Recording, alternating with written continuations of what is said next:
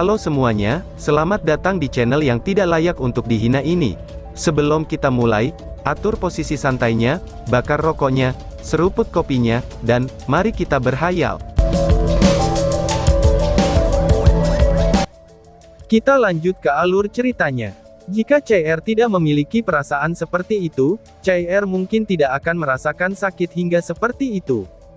Tidak peduli seberapa tidak puasnya dia tentang ketanyaannya, bahwa Long Haoshen telah melemparkannya seperti itu pada saat dia memeluknya, semua dendam dan semua kebenciannya berubah menjadi cinta tanpa akhir. Saat emosinya memuncak, dia tidak bisa menahan air matanya lagi. Mereka mengalir di pipinya dengan aliran yang mantap, karena dia sudah benar-benar tidak bisa berjuang bebas dari pelukannya. Seperti ini, mereka berdua tetap berpelukan, tetap diam untuk waktu yang lama. Long Haoshen bisa merasakan suasana hati CR saat ini, dan terus membentuk kata maaf di punggungnya. Tetapi tetap saja, CR tidak memberinya reaksi sedikit pun, hanya terus-menerus menangis di dadanya. Setelah beberapa saat, dia dengan lembut membawanya ke tempat tidur. Tapi ketika dia mulai menurunkan kepalanya untuk menghangatkannya dari keadaan gemetar dengan ciumannya, tiba-tiba ada suara ketukan yang keras dari pintu. Long Haoshen gagal cipokan. Hahaha, Kapten, apakah kamu sudah bangun? Teriak si botak. Dari luar, suara si Masian terdengar dari ruangan, dan Long Haoshen segera mengangkat kepalanya dengan tergesa-gesa, kemudian menulis beberapa kata lagi di punggung CR. Meskipun tidak mau, CR akhirnya membiarkannya pergi. Tetapi bertentangan dengan harapannya, dia terus memeluknya, dan membawanya ke pintu masuk. Perasaan sedih CR akhirnya telah melemah setelah ia mengeluarkan semuanya. Masih sedikit gemetar, wajahnya terkubur di dada Long Haoshen. Dia tidak mau membiarkan orang lain melihat wajahnya yang menangis. Long Haoshen membuka pintu, dan segera melihat kepala botak yang kinclong itu. Melihat Long Haoshen, si Masian segera merasa sangat bersukacita. Lengannya bersiap untuk memeluknya, tetapi begitu dia melihat CR dalam pelukannya, pikiran ini segera menghilang dari kepalanya. Karena malu, dia menarik tangannya kembali. Bos, bagaimana kabarmu? Apa kamu baik-baik saja? Apakah pil yang dari tukang obat memiliki efek samping? Tanya si botak. Mereka bukan idiot, dan ketika Long Haoshen telah memerintahkan regu Demon Hunter ke-22 untuk tidak menelan pil penambah spiritual Siam, mereka segera menduganya, bahwa beberapa masalah muncul ketika pil diminum. Inilah yang paling membuat mereka khawatir. Long Haoshen menggelengkan kepalanya untuk ini, dan kemudian memberikan jawaban. Aku baik-baik saja. Hanya saja, tubuh aku masih perlu beberapa hari lagi untuk pulih sepenuhnya. Saluran energi aku juga telah meledak karena jumlah energi spiritual yang berlebihan, tetapi kerusakannya sudah diperbaiki. Ini pasti akan menjadi lebih baik setelah beberapa hari lagi. Jawab Long Haoshen. Long Haoshen tersenyum pahit sebelum melanjutkan, tapi ada sedikit masalah dengan pil itu. Meskipun ini bukan masalah yang terlalu besar, pil itu masih bukan sesuatu yang bisa digunakan oleh siapapun pada tingkat kelima. Katakan ini pada Kapten Luxi nanti. Jika dia ingin menggunakan pil penguat spiritual Siam, dia harus menunggu setidaknya sampai mencapai tingkat ke-6, dan kemudian membawanya bersama dengan pil energi besar. Ucap Long Haoshen. Berpikir sebentar, dia kemudian melanjutkan dengan bergumam. Yang terbaik akan menggunakannya setelah mencapai tingkat ke-7. Pil penguat spiritual Siam sangat tirani, dan ini membuatnya sangat sulit untuk mengendalikan energi spiritual yang diberikan oleh orang lain. Ucap Long Haoshen. Si Masian menjawab dengan sedih. Aku tahu ada yang tidak beres dengan ramuan obat-obatan itu. Bos, mari kita selesaikan masalah ini dengan si tukang obat. Ucap si botak. Long Haoshen menggelengkan kepalanya dengan senyum di wajahnya. Kamu seharusnya tidak mengatakan itu.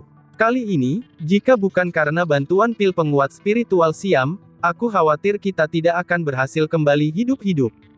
Iblis bulan memiliki kekuatan yang luar biasa, sehingga kami tidak mungkin bisa melawannya dengan kekuatan kami saat ini. Ucap Long Haoshen. Pada titik ini, ia tidak bisa membantu, tetapi mengingat Yueye dan pengalamannya di Istana Bulan. Kali ini, mereka hanya menemui seirang pemuda dari klan Iblis Bulan. Tetapi di Istana Bulan, ada banyak iblis-iblis yang lebih kuat, termasuk Dewa Iblis Bulan itu sendiri.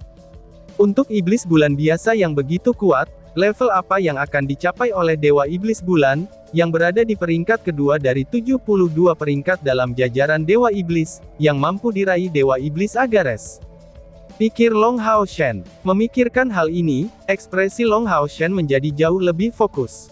Meskipun usianya sekarang masih muda, mencapai tingkat kultivasi seperti itu hanya bisa dilakukan melalui kerja keras. Tapi dia tidak puas dengan ini. Inilah yang membuatnya berbeda dari yang lain, karena ia adalah orang yang akan terus bergerak maju bagaimanapun caranya. Sima, apakah kamu memiliki alasan lain untuk mencari aku? Tanya Long Hao Shen. Long Hao Shen menghibur CR sekarang, dan dengan demikian, tidak benar-benar ingin terus mengobrol dengan Sima Xian. Selanjutnya, sekarang setelah pertempuran berakhir, dia juga ingin beristirahat. Sima Xian menjawab dengan cepat. Ya, Kepala Sein Knight ingin aku memberitahu kamu, bahwa dia ingin kamu menghadiri pertemuan jika kamu sudah bangun. Jawab si botak. Hah, pertemuan? Pertemuan macam apa? Tanya Long Hao Shen sambil menatap Sima Xian dengan bingung. Sima Xian mengangkat bahunya sebagai tanggapan. Aku juga tidak tahu tentang itu. Dia ingin kamu pergi ke majelis umum kuil Pries. Kamu bisa langsung ke sana. Oh iya, kamu juga harus membawa wakil kapten. Ucap si botak. Long Hao Shen mengangguk dan menjawab. Baiklah. Sebentar lagi akan ke sana. Balas Long Hao Shen. Karena dia sebelumnya berkultivasi, dia hanya mengenakan pakaian dalam. Bagaimana dia bisa mencari pakaian dengan waktu sesingkat itu? Sima Xian menatap Long Hao Shen sebelum melirik ke arah CR, dan kemudian mengungkapkan senyum jahatnya. Oh, aku mengerti. Bos, aku akan kembali dulu. Ucap si botak. Setelah mengatakan ini, dia lari terburu-buru. Long Hao Shen yang merasa sangat tidak berdaya, lalu menutup pintu di belakangnya. Dia tidak benar-benar takut pada salah penafsiran desri orang lain. Setelah memberitahu CR tentang panggilan dari Han Qian agar mereka menghadiri pertemuan, dia mengenakan beberapa pakaian, dan CR menggunakan waktu ini untuk memilah-milih perasaannya. Setelah dia menangis begitu lama, hidungnya masih merah, tetapi ekspresi wajahnya tidak terpengaruh sedikitpun. Sebaliknya, dia malah terlihat lebih cantik dari biasanya. CR mengenakan cadarnya, dan Long Hao Shen membawanya untuk meninggalkan ruangan. Markas kuil Pries itu besar, tetapi meskipun demikian, menemukan majelis umum tidaklah sulit. Mereka hanya perlu meminta orang-orang di sekitarnya untuk menemukan jalan. Pada saat ini, suasana di markas kuil Pries sangat berat, dan orang-orang keluar masuk seperti aliran yang tak berujung. Dari pakaian mereka, sepertinya orang-orang dari keenam kuil telah hadir. Tempat ini sudah bukan hanya markas kuil Pries lagi, tetapi juga menjadi kantor istana sementara, di mana setiap urusan resmi akan ditangani. Akan mengherankan jika orang-orang tidak sibuk, dan bergegas pekerjaan mereka dalam keadaan seperti itu. Dengan cepat, Long Hao Shen menemukan lokasi majelis umum, di mana dua penjaga berdiri di pintu masuknya. Melihat Long Hao Shen mendekat dengan CR di tangannya, mereka segera menghalangi jalan mereka. Kamu siapa? Ini adalah majelis umum. Kamu tidak diizinkan mendekat ketika para pemimpin menghadiri rapat di dalam. Ucap sang penjaga. Long Hao Shen menjawab dengan sangat sopan. Nama aku Long Hao Shen. Kepala Sein Ksatria Han Qian memanggil aku untuk menghadiri pertemuan ini. Hah, Long Hao Shen. Mendengar nama ini, kedua penjaga secara bersamaan terguncang. Saling bertukar pandangan satu sama lain, dan mereka dengan jelas menunjukkan ekspresi tidak percaya. Penjaga di sebelah kanan berteriak. Kamu, apakah kamu benar-benar Long Hao Shen? Pahlawan yang menyelamatkan ribuan rekan prajurit kita. Ucap sang penjaga. Long Hao Shen menjawab sambil tersenyum. Aku tidak pantas disebut pahlawan, tapi aku adalah Long Hao Shen. Balas Long Hao Shen. Penjaga di sebelah kanan segera muncul karena tidak yakin. Itu tidak mungkin, ini pasti salah. Berapa umur orang ini? Bisakah dia benar-benar menjadi pahlawan yang menghentikan musuh di tingkat ke-8? Berhentilah berpura-pura, ucap salah satu penjaga. Saat dia mengatakan ini, penjaga itu melangkah maju, dan segera meraih bahu Long Hao Shen. Alasan mengapa dia memutuskan kalau Long Hao Shen berbohong, itu sangatlah sederhana. Siapa Long Hao Shen ini di hati mereka? Dia adalah pemimpin pasukan perburuan iblis yang memimpin pasukan mereka selama serangan, dan pahlawan yang menghentikan serangan iblis bulan di tingkat ke-8. Untuk dapat melawan kekuatan di tingkat ke-8, bahkan dengan bantuan timnya, ia setidaknya harus berada di tingkat ke-6 budidaya. Tetapi anak muda ini yang ada di depan mata mereka, bahkan tidak terlihat berumur 20 tahun. Karena tergesa-gesa, Long Haoshen mengenakan pakaian sederhana, dan menyerupai penduduk setempat. Bagaimana mungkin itu bisa memiliki penampilan seorang pahlawan? Melihat niat agresif pihak lain ke arahnya, Long Haoshen merasa tidak puas. Tanpa sadar mengambil langkah mundur, dia mengangkat tangan kirinya untuk menghentikan tangan kanan penjaga itu. Pada saat yang sama, ia membalikkan badannya, dan menggerakkan CR ke samping untuk menghindari dari pengaruh oleh serangan lawan. Setelah kedua tangan bersentuhan, penjaga itu bereaksi dengan cepat, dan berusaha meraih pergelangan tangan Long Haoshen. Tetapi pada saat ini, cahaya terang tiba-tiba menyinari tangan kiri Long Haoshen. Dalam kilatan cahaya terang ini, pergelangan tangan Long Haoshen bergetar dengan aneh, dan penjaga itu segera merasakan kejutan yang besar, seolah-olah dia tersengat listrik. Karena tertegun, dia mundur sebagai tanggapan. Selama masa perang itu, bahkan dua penjaga yang ditugaskan untuk sementara adalah prajurit dari tingkat ke-5. Tapi Long Haoshen menangani penjaga ini dengan satu tangan, itu menyebabkan ekspresi di wajah mereka segera berubah.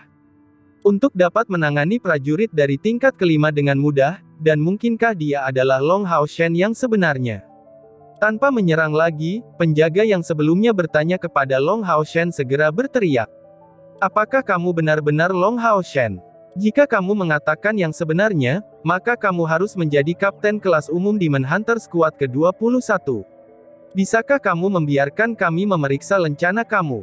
Ucap sang penjaga. Long Haoshen menjawab dengan enggan.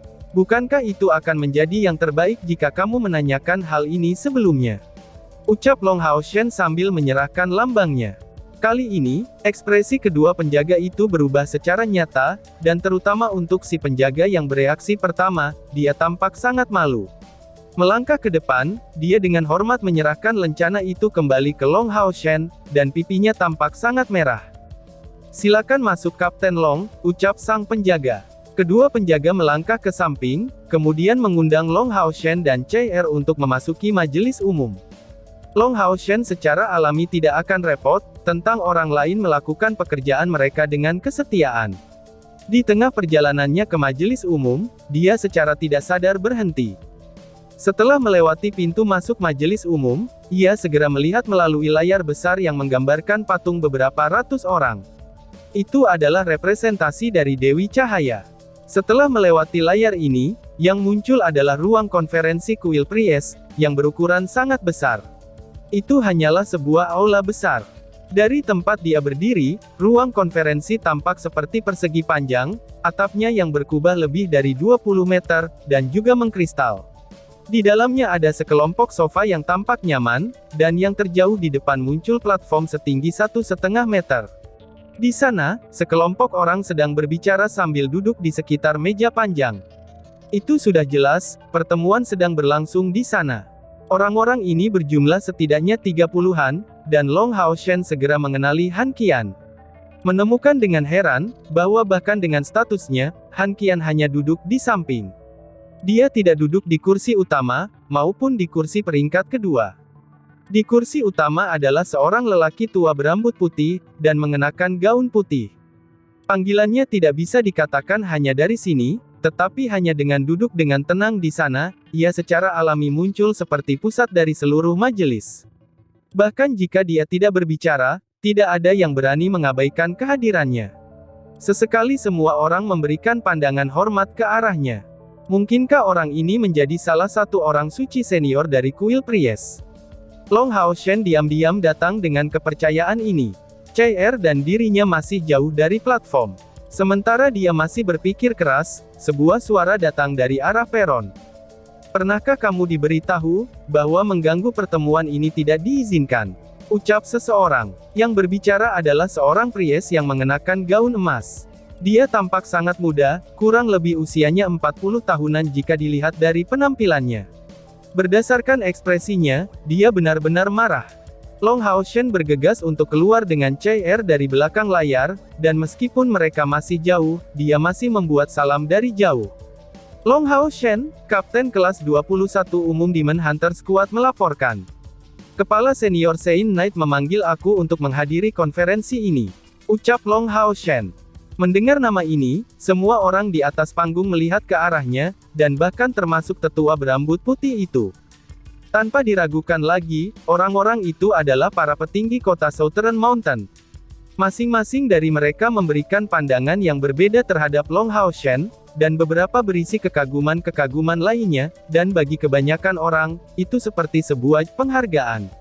Mereka semua telah mendengar perbuatan Long Hao Shen, dan sekarang setelah mereka akhirnya melihatnya secara pribadi, yang paling mengejutkan mereka adalah usianya. Tetua berambut putih itu manggut-manggut ke arah Long Hao Shen sambil senyum, dan penampilannya yang lembut memberikan perasaan menyegarkan. Itu dipenuhi dengan kehangatan dan kelembutan murni, yang bahkan menyebabkan rasa sakit di tubuh Long Hao Shen tiba-tiba mereda. Han Qian tersenyum sebelum melambaikan Long Hao Shen dan CR, sambil berkata kepada mereka. "Bergabunglah dengan kami sekarang," teriak Han Qian. Ya, Long Hao Shen memberi tanggapan sebelum bergegas ke sisi mereka, dan memimpin CR bersamanya. Saat dia melintasi ruangan, wajahnya menunjukkan ekspresi penasaran. Untuk berpartisipasi dalam pertemuan penting seperti itu, mengapa kakek guru memanggil kita untuk hadir?